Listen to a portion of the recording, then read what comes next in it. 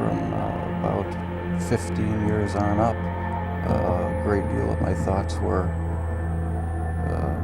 basically unshareable. We are all evil in some form or another. Yes, I am not 100%, but I am evil. My mother was a sick, angry, hungry, and very sad woman. I hated her, but I wanted to love my mother. This is Serial Killing, a podcast. Hello again, and welcome to Serial Killing, a podcast. My name is Elissa Kerrill, and I am the host and the creator of @serial_killing on Instagram, where we go through the life stories of serial killers to see if we might catch a glimpse of why they displayed their famous, vile, and disturbing behaviors. Special thanks to some of my patrons, as always. Elena, Aaron, Katoris, Catherine, Sam, Linda, Janice, Hammer, Katarina, Alithia, I believe, Teresa, Sarah, Sophie, Nanette, my two Emmas, Emily, Gabrielle, Galen, Cassandra, Bree, David, John, and Judy. Thank you so much. You guys are truly appreciated. So this week's podcast will be on Patrick MacKay. Patrick David MacKay was born on September 25th, 1952 in Middlesex, London, England. So let's get into some history for that time. In 1952, we saw the population of London increase dramatically and in density. Now, most home heating at that time used a pretty low-grade sulfurous type of coal. This, in turn, increased the amount of sulfur dioxide in the smoke.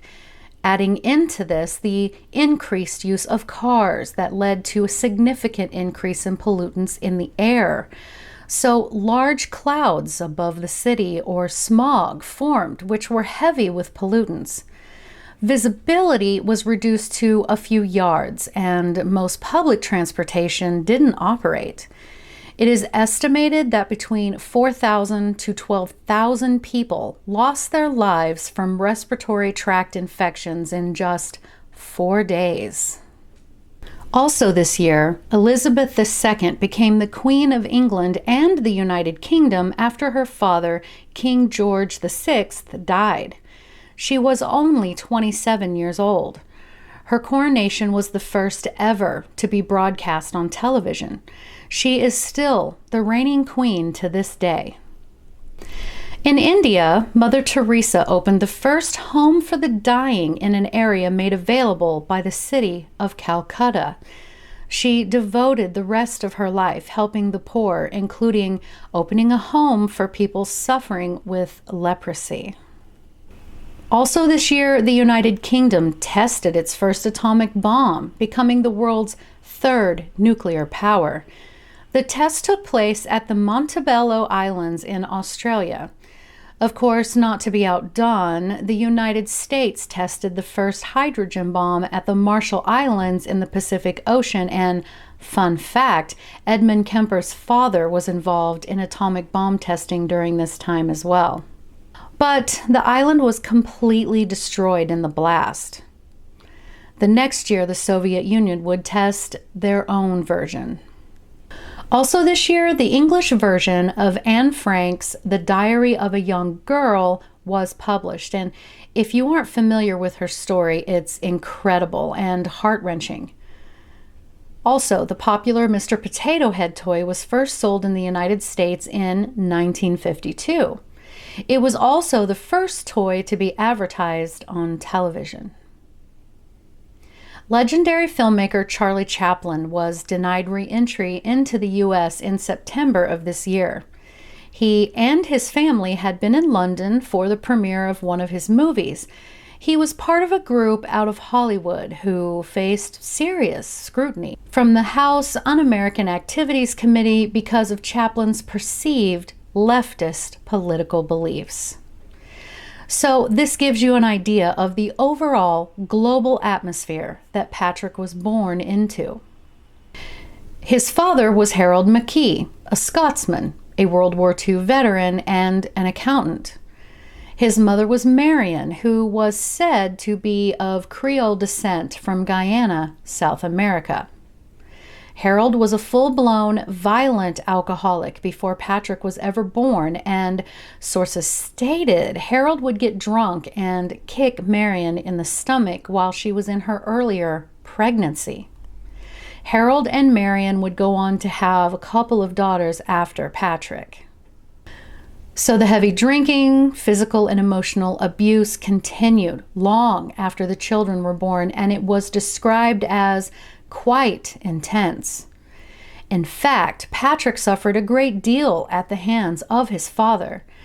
And so, from an alarmingly young age, his way of coping with the abuse was to turn it outward to things around him. He was torturing and killing small animals before the age of 10, mostly cats and rabbits that the family had as pets. It was said that he even went as far as to roast his pet tortoise alive. From the time the young boy started school, he had intense temper tantrums, went wild with rage, and very quickly established himself as a hardcore bully. His favorite was children much smaller than him, but that's to be expected. And then, when Patrick was just 10 years old, his father Harold allegedly died from complications from his severe alcoholism, a heart attack actually on his way to work. It was said his last words to his son before leaving for work were, quote, "Remember to be good," end quote. Now, one would think that there would have been at least some comfort in the passing of his father, along with the turmoil and abuse that the family suffered at his hands, but no. Patrick refused to attend his father's funeral in Scotland with the rest of the family. He actually became a somewhat natural thief, and his favorite targets were elderly women or even just people on the street. His classmates said that he was well known for being a liar and a troublemaker. He was seen by a neighbor pinning birds down in the road, then stepping back and watching them get run over by cars. He derived pleasure from witnessing their deaths, and he didn't stop at just animals. He seemed to be consumed with the idea of death, as his father had once proudly told him stories of the death and destruction he himself had seen during his war. And actually, Patrick seemed to not be able to handle the idea that his father was gone, and he began telling people that Harold was, in fact, still alive, and he kept a photo of his father with him at all times. And even at this preteen age, he basically took over the role of the man of the house, and that also meant beating his mother and his sisters. So Marion moved the family to Guyana, albeit briefly, where her family was hoping to have a fresh start, but that did absolutely nothing to improve Patrick's behavior, and she uprooted herself and the children back to London, where they moved in with one of her late husband's sisters. And then Marion had to be hospitalized herself for 4 months, suffering what sources called a nervous breakdown. She was forced to call the police on her son several times due to his aggressive and violent behaviors. In his early teens, Patrick was institutionalized for the first time. You see, Patrick loved setting things on fire, and it was then that he set a Catholic church on fire, or attempted to burn it down. So once out of the institution, he was placed in schools for children who have behavioral issues and or special needs. Sources say that the probation officer he was assigned once said that Patrick was under serious risk of becoming dangerously violent if he was not removed from his home. And then, predictably, he attempted to strangle his aunt and his own mother, and then take his own life. He told officers that he lived with his father and hallucinated seeing snakes. He was evaluated for mental illness yet again, but was then released.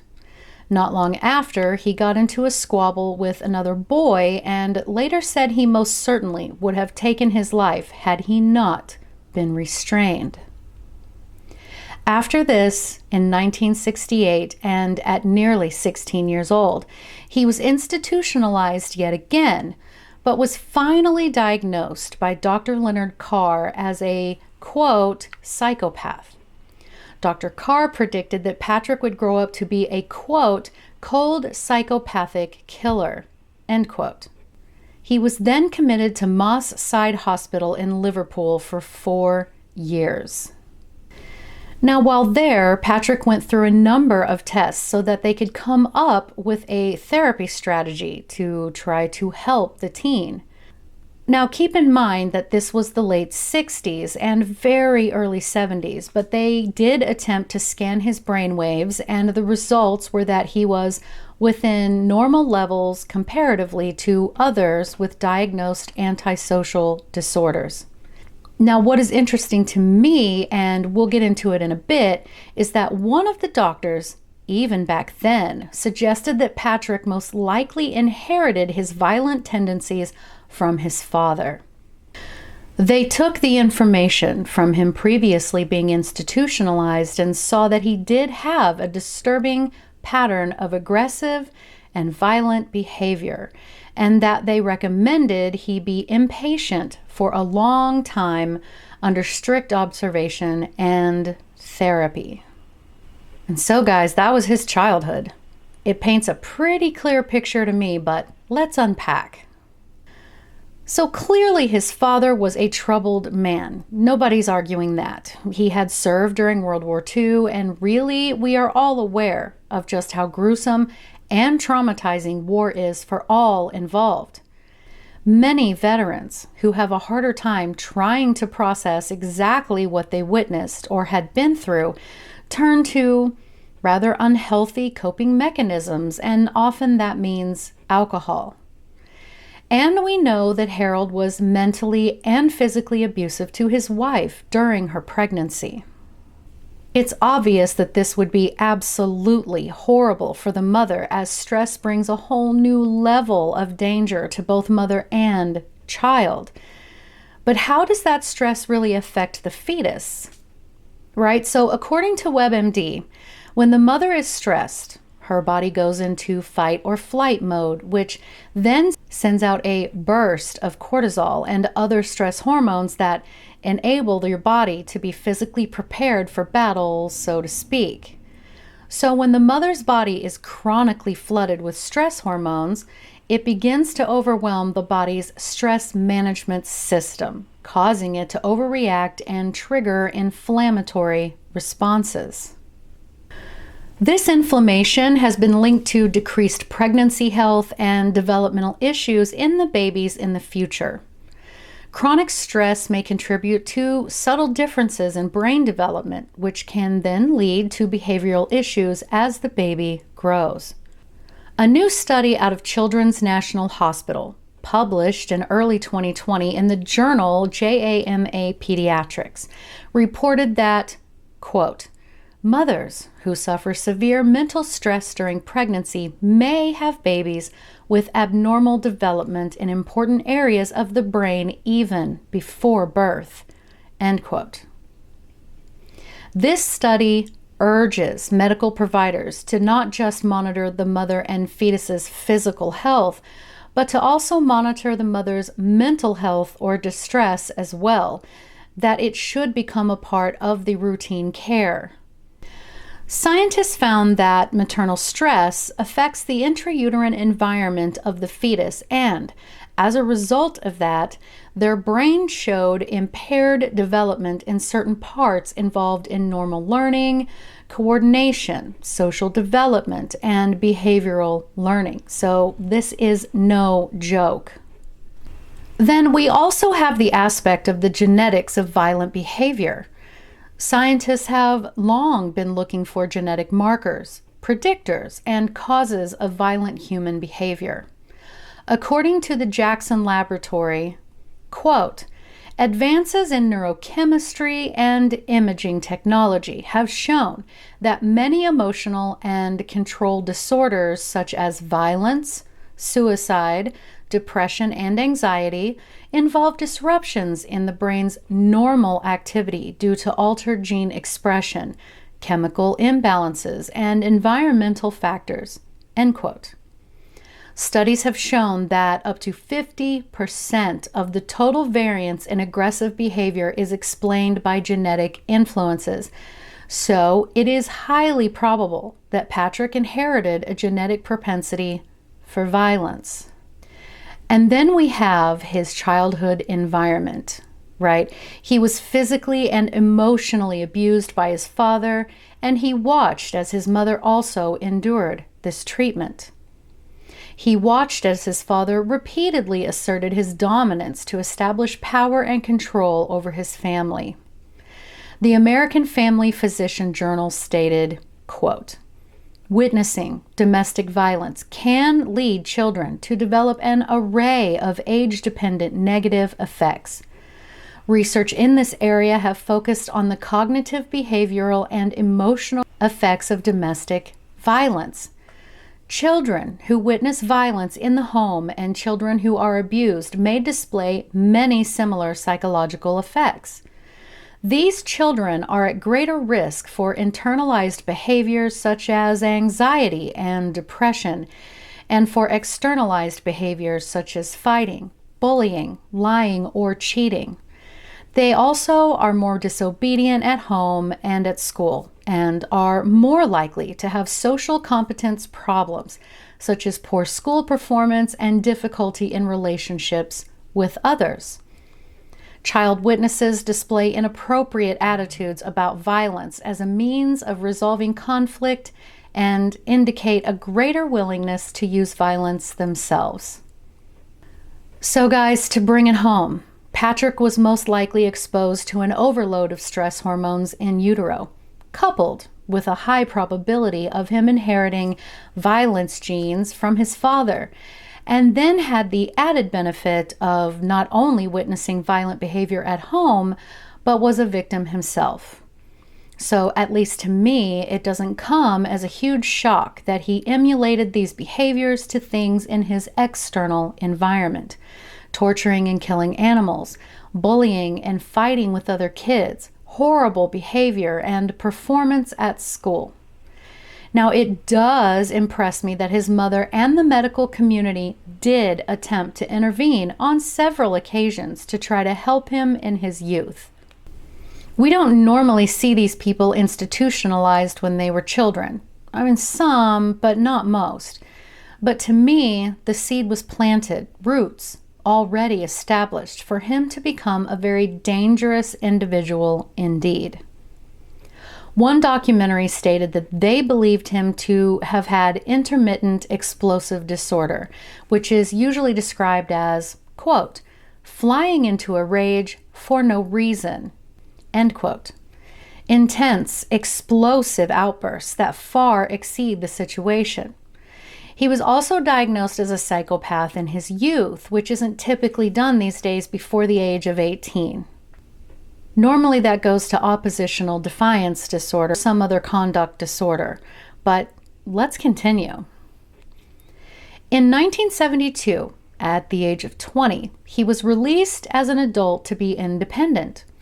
He managed to get a small apartment, and then nearly immediately he took up an active interest in Nazism. He allegedly collected photos, books, other writings, and even fashioned himself an SS officer uniform, detailed with fake medals and an armband. He became so obsessed with it that he began calling himself Franklin Bolvold I. He also followed and misinterpreted the philosopher Nietzsche. He began drinking heavily and indulging heavily in drugs. He stated he was possessed by demons. It was said that he entertained himself by building and burning the eyes out of a Frankenstein model of all things. Now, he of course had to try to keep a job, and he did have a few, but was not able to keep them. So he would break into homes to steal money or food.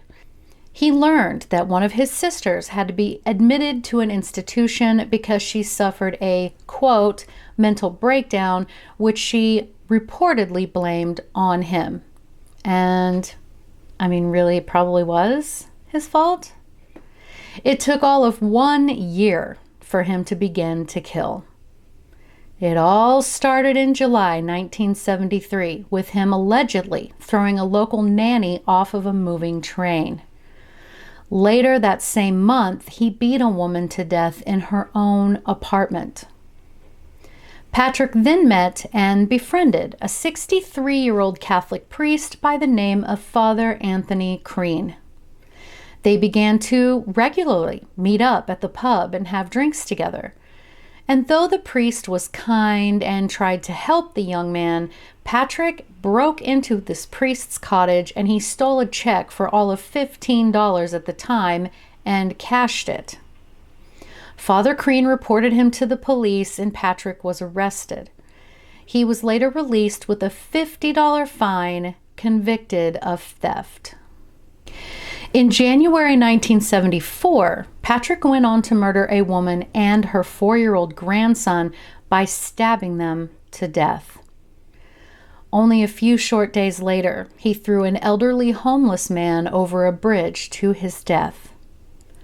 Sometime after this, he attempted suicide and the police intervened. In February, he broke into an elderly woman's home, strangled her to death, and stabbed her with a kitchen knife into her abdomen after she was gone. Then he made himself something to eat, sat in her living room, and chilled to the radio for a while. Patrick later wrote about this experience, saying, quote, "She was not a bad soul, and why I killed her, I feel I may never know.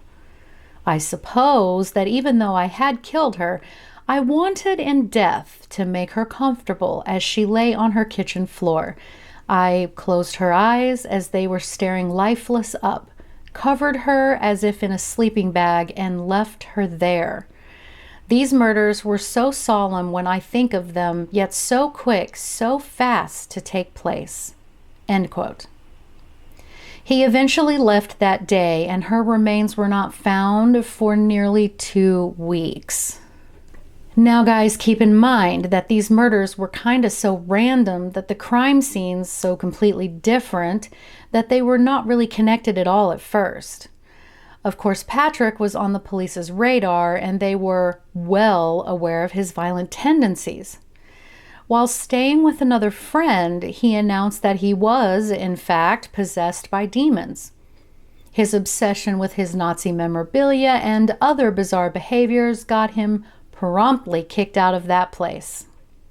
He broke into another home, but was arrested for that and spent 6 months in jail. After he was released again, he went right back into stealing, purse snatching, mugging elderly, and so on. He also beat a 62-year-old man to death with a piece of lead pipe. He also later admitted to drowning a homeless person in the River Thames.